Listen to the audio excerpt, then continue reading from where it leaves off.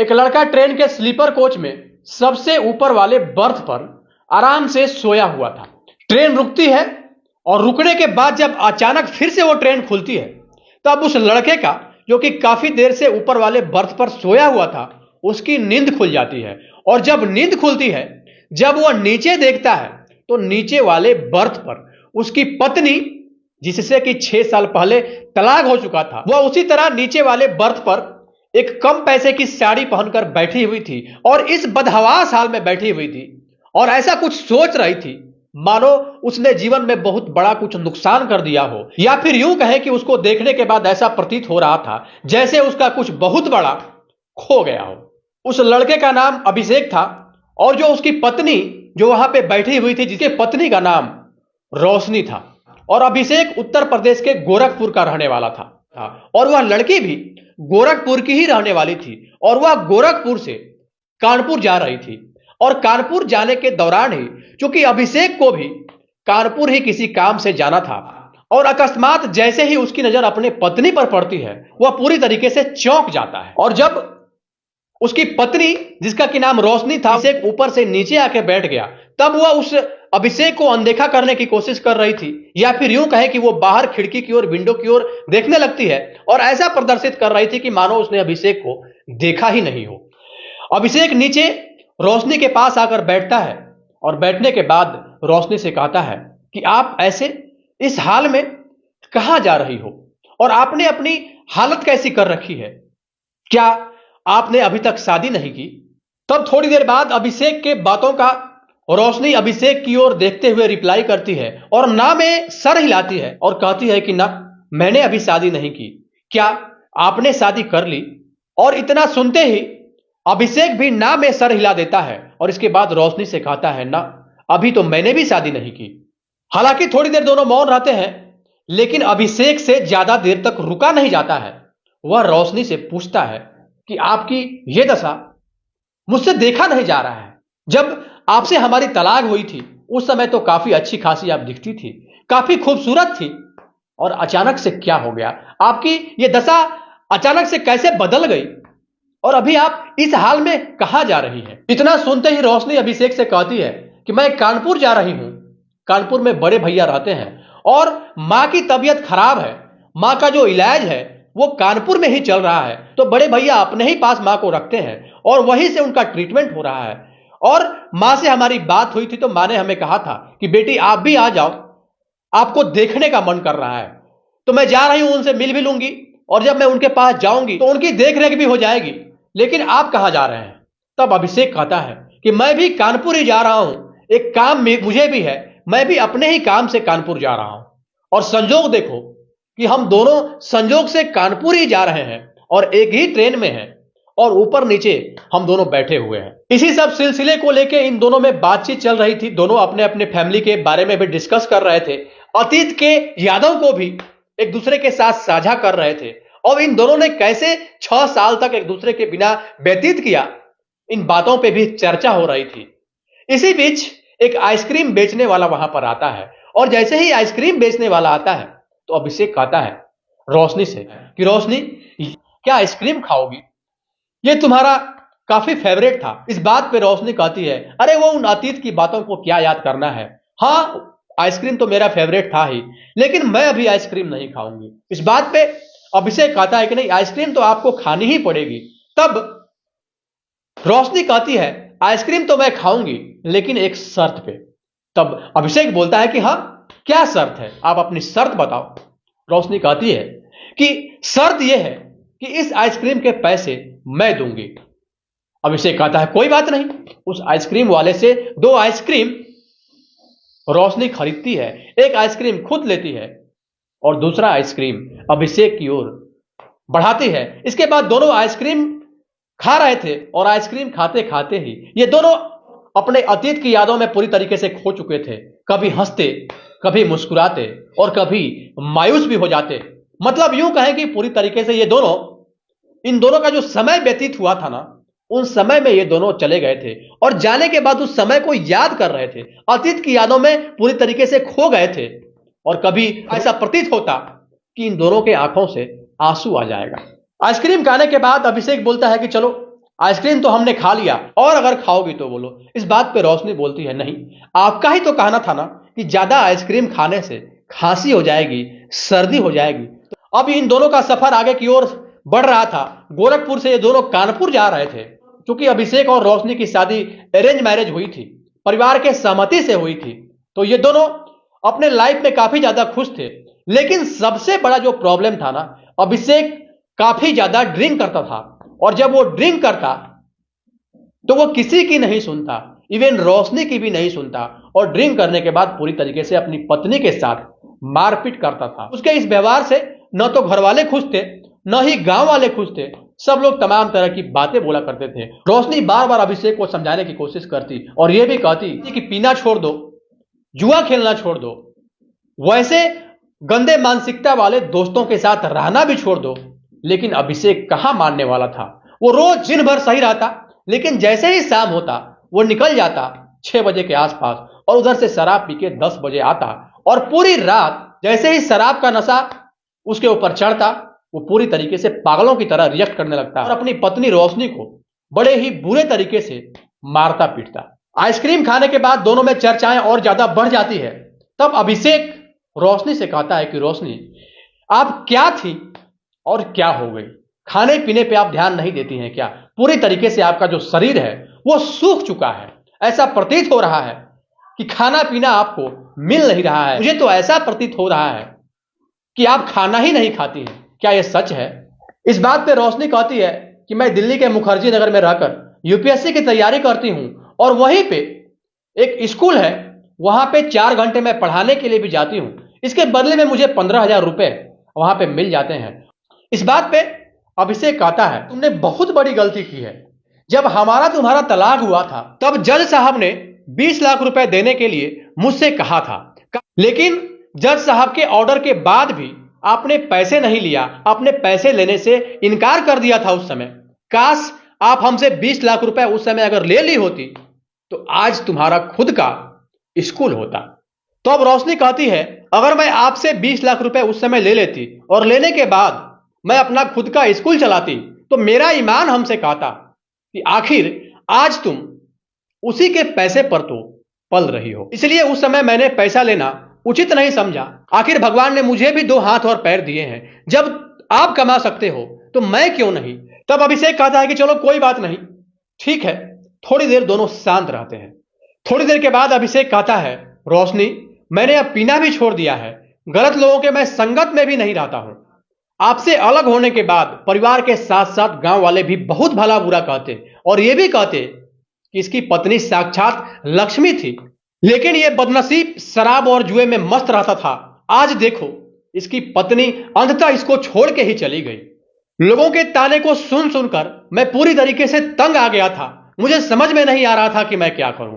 अंततः उन लोगों के ताने से बचने के लिए मैं दिल्ली चला गया, और दिल्ली में ही महिपालपुर एक जगह है, उसी जगह पर एक मोबाइल दुकान था। उसी दुकान में मैं काम करने लगा, और जब मैं गांव से दिल्ली आया तो धीरे धीरे वैसे गलत लोगों का संगत भी छूट गया।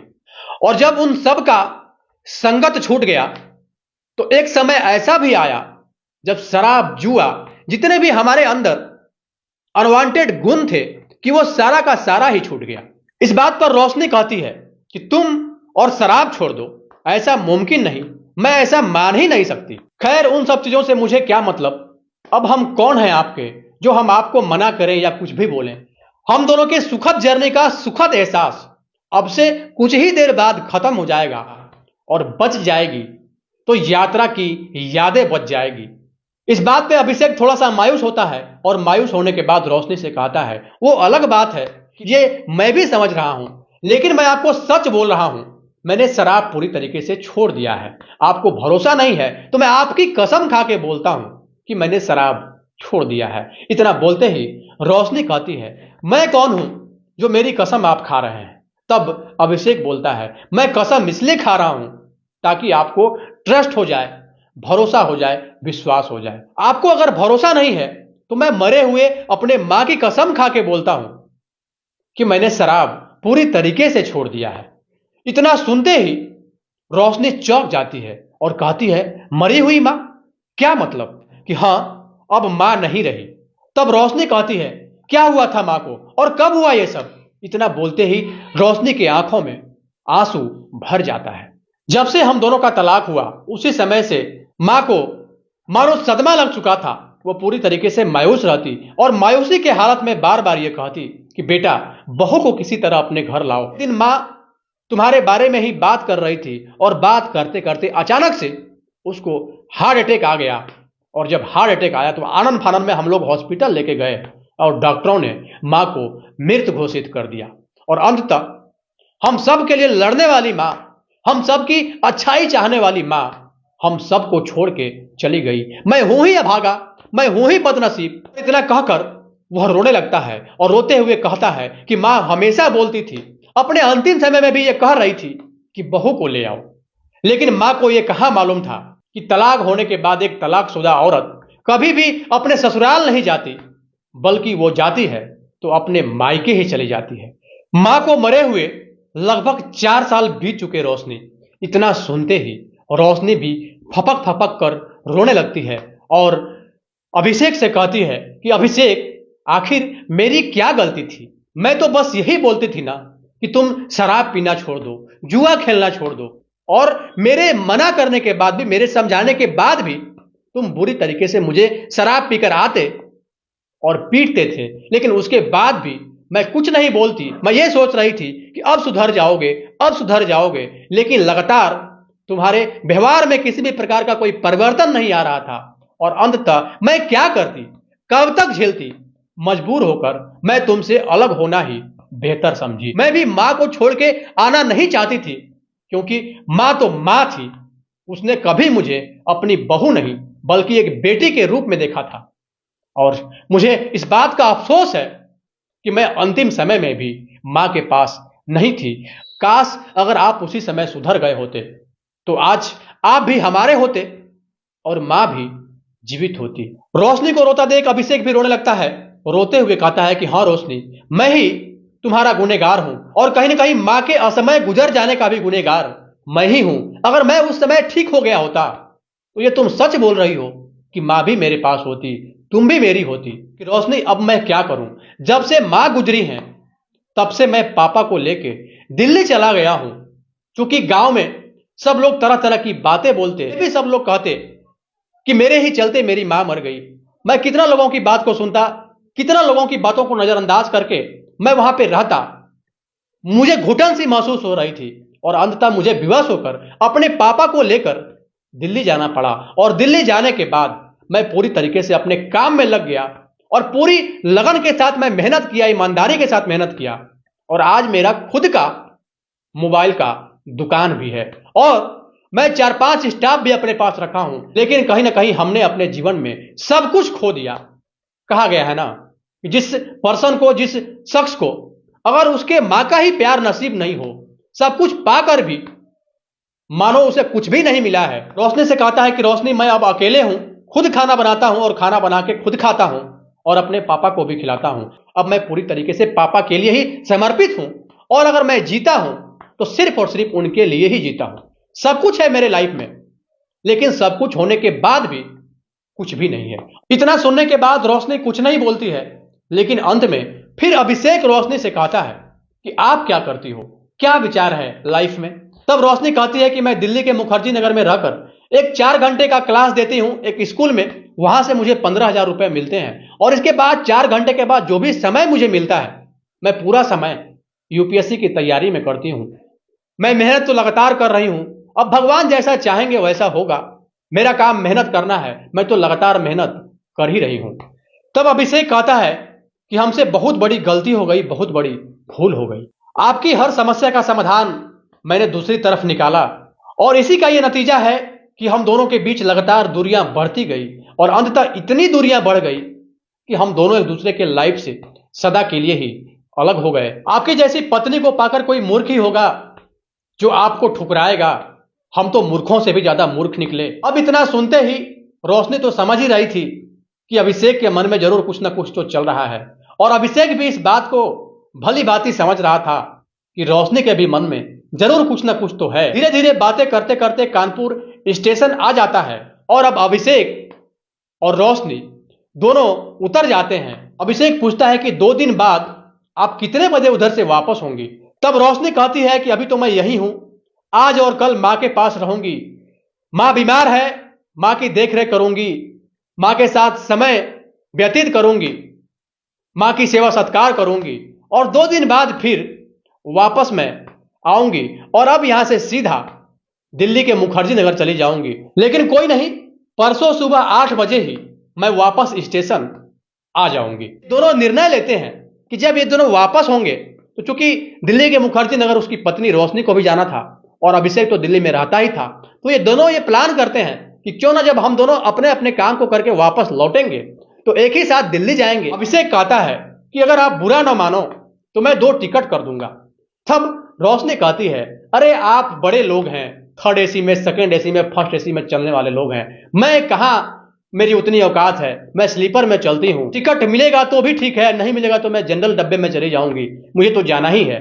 तब अभिषेक कहता है कि मुझे अब इतना भी शर्मिंदा मत करो, जैसा होगा मैं देख लूंगा। और इसके बाद अभिषेक अपने काम से कानपुर चला जाता है और जो लड़की रोशनी होती है, उसकी तलाकशुदा जो पत्नी होती है, वो अपने भाई के पास, बड़े भाई के पास चली जाती है जहां उसकी मां रह रही थी।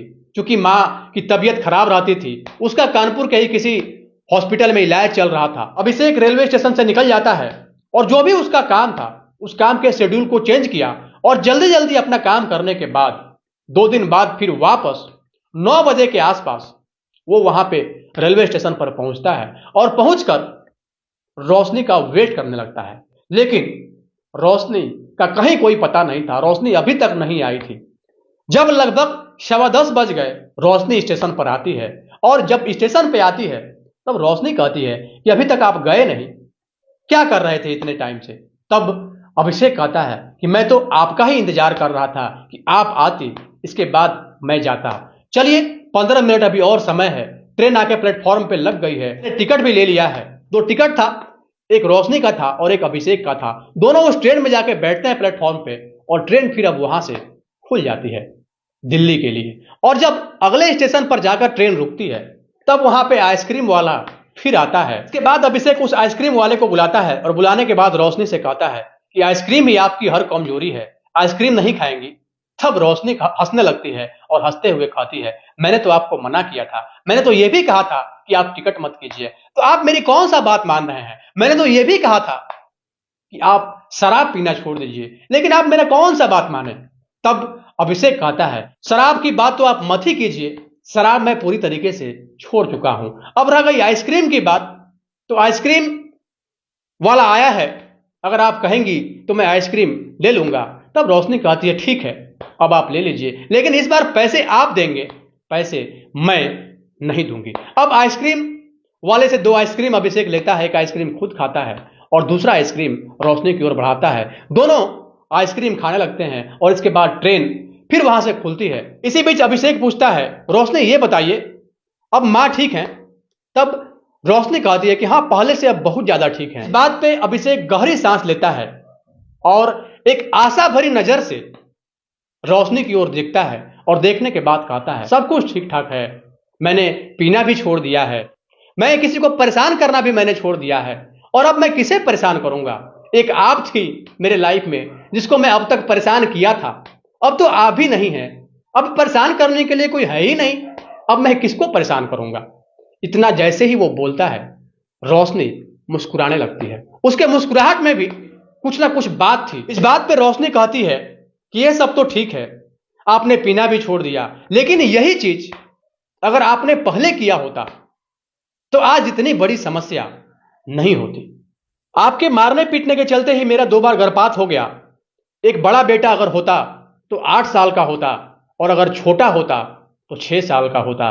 इतना सुनते ही अभिषेक भी अब गदगद हो गया, उसके भी आंखों में आंसू आ गए और वह बोलता है, मुझसे इतनी बड़ी भूल हो गई, इतनी बड़ी गलती हो गई। अब वह लगातार रोए जा रहा था। उसको रोते हुए देखकर रोशनी अपने पर्स से एक रुमाल निकालती है और उसके आंसू को पोंछती है और फिर कंधे पर अपना सर रखकर ऐसे रोने लगती है जैसे बच्चे रोते हैं। धीरे धीरे वो समय भी आ जाता है जब ट्रेन नई दिल्ली स्टेशन पहुंच जाती है। उतरने के बाद अभिषेक रोशनी से कहता है कि अब यहां से फिर से हम दोनों एक दूसरे से अलग हो जाएंगे, यहां से दोनों के रास्ते अलग हो जाएंगे, दोनों का मंजिल अलग हो जाएगा। दोनों वहां से बस स्टॉप पर जाते हैं। बस स्टॉप पर पहुंचने के कुछ ही देर बाद जो बस थी जो कि मुखर्जी नगर जाती थी, वो आके बस स्टॉप पर खड़ी हो जाती है। उस बस की ओर इशारा करते हुए अभिषेक रोशनी से कहता है कि रोशनी, तुम्हारी बस आ गई। रोशनी कभी बस की ओर देख रही थी, कभी अभिषेक की ओर देख रही थी। ना चाहते हुए भी मन को मारकर वो उस बस में एंटर कर जाती है और एंटर करने के बाद एक विंडो सीट पर बैठ जाती है। और इधर अभिषेक वो मायूसी की हालत में बस स्टॉप पर ही जो बैठने का सेट बनाया होता है वहां पर जाकर अभिषेक बैठ जाता है। अभिषेक को बस स्टॉप पर इस हाल में देखकर रोशनी बस के अंदर ही, विंडो सीट के पास तो वो बैठी हुई थी, वो बस के अंदर ही रोने लगती है। वह रोते हुए अपनी आंखों के आंसू पोंछ रही थी। इसी बीच बस खुल जाता है। बस मुश्किल से 200 मीटर की दूरी तय की थी। इसी बीच अभिषेक का वो चेहरा उसके आंखों के सामने बार बार आ रहा था। अब उसके मन में एक अलग ही प्रकार का प्लान चलने लगा। वह तुरंत रोते हुए बस के ड्राइवर को कहती है कि मैं गलत बस में बैठ गई हूं, मुझे उतार दीजिए। बस के ड्राइवर को अंततः लड़की की बात को मानकर बस को रोकना पड़ा और वहां पे जो रोशनी थी उस बस से नीचे उतरती है और नीचे उतरने के बाद एक ऑटो वाले को हाथ देती है और ऑटो में बैठकर वापस फिर उसी बस स्टॉप पर जाती है। तो वहां पे देखती है कि अभिषेक पीछे घूमकर आंखों को रुमाल से ढककर काफी जोर जोर से रो रहा था। रोशनी सीधा उसके पास पहुंचती है और पीछे से उसके कंधे पर हाथ रखती है और रखने के बाद कहती है अभिषेक। और अभिषेक इतना सुनते ही पीछे मुड़कर देखता है तो रोशनी को अपने पास पाता है। अब रोशनी को अपने पास देखकर उसके प्रसन्नता का कोई ठिकाना न था। वह तुरंत रोशनी को अपनी बाहों में भर लेता है और रोशनी भी तनिक भी देर नहीं करती है और वह भी तुरंत अभिषेक को अपने सीने से चिपका लेती है। दोनों एक दूसरे के बाहों में पूरी तरीके से खोए हुए थे। इसी बीच रोशनी अभिषेक से कहती है कि अभिषेक अब छोड़ो भी, बस भी करो, ये पब्लिक प्लेस है, ये बस स्टॉप है, बहुत सारे यात्री यहां पर देख रहे हैं, कोई क्या कहेगा। इतना सुनते ही अभिषेक मुस्कुराता है और मुस्कुराते हुए अपनी आंसू को पोंछता है और इसके बाद फिर रोशनी को छोड़ने के बाद कहता है कि रोशनी, उन सब का जिम्मेवार मैं ही हूं, मैं तुम्हारा गुनहगार हूं। तब रोशनी कहती है कोई किसी का गुनहगार नहीं होता है, होना वही होता है जो विधि का विधान होता है, होना वही होता है जो भाग्य में लिखा होता है। फिर अभिषेक और रोशनी दोनों वहां से महिपालपुर के लिए बस पकड़ते हैं और बस पकड़ने के बाद अभिषेक के घर जाते हैं और फिर से ये दोनों अपने उसी रिश्ते में वापस आ जाते हैं जहां से इन दोनों ने अपने उस रिश्ते को उसी जगह पर छोड़ा था। बाकी इस पूरे घटनाक्रम को बताने का उद्देश्य किसी को परेशान करना नहीं, किसी के भावनाओं को आहत करना नहीं, किसी के अंतरात्मा को चोट पहुंचाना नहीं, बल्कि आपको सचेत करना है, आपको जागरूक करना है, आपको इस बात का एहसास भी कराना है। चाहे रिश्ते कोई भी हो, उन रिश्तों में अगर समय दिया जाए, इंसान की एक स्वाभाविक प्रवृत्ति होती है कि एक दूसरे के साथ अटैच होना।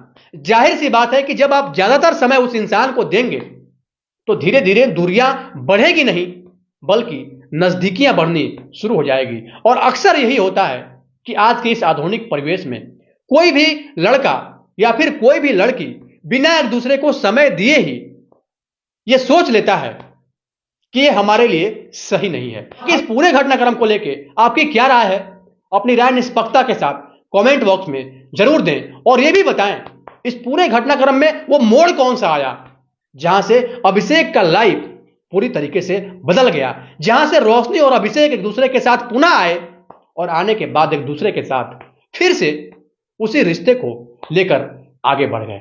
अपनी राय निष्पक्षता के साथ कमेंट बॉक्स में